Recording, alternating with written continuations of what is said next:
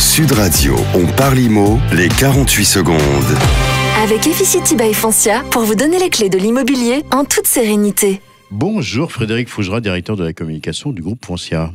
Bonjour Marc. Comment allez-vous ? Très bien. Bon, super. On a une question très sympa pour vous ce matin. On ne vous a pas loupé d'ailleurs.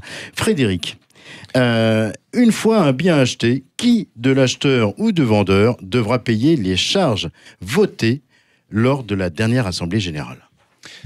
Alors, la loi prévoit une répartition des charges lors de la vente d'un bien, mais de quelles charges parlons-nous ? Pour couvrir les dépenses de fonctionnement, de maintenance et d'administration des parties communes et des équipements communs de l'immeuble, un budget prévisionnel est voté en Assemblée générale. C'est durant cette Assemblée générale qu'est fixé le calendrier de versement des provisions. La première provision exigible, après l'AG, à laquelle le vendeur aura participé, sera payée par le vendeur s'il est toujours le propriétaire à cette date. Après la vente, les charges sont donc dues par l'acquéreur, le nouveau propriétaire. Pour les autres dépenses, comme des travaux, le paiement incombera à celui ou celle qui sera propriétaire à la date où les sommes à verser sont exigibles. Alors oui, il est possible de prévoir une clause particulière dans l'acte de vente où acheteurs et vendeurs vont s'entendre sur une répartition négociée de certaines dépenses, généralement assumées par le vendeur.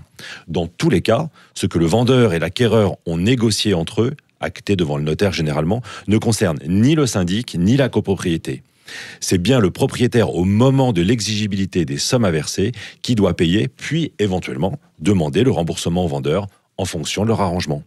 Voilà Marc, maintenant vous le savez, la règle est la même pour toutes les charges. C'est le propriétaire à la date d'exigibilité qui doit les verser au syndic qui les collecte pour le compte de la copropriété. Merci Frédéric Fougera. On rappelle que cette chronique, on va la retrouver sur la page, sur la playlist Efficity by Foncia, sur la chaîne YouTube de Foncia.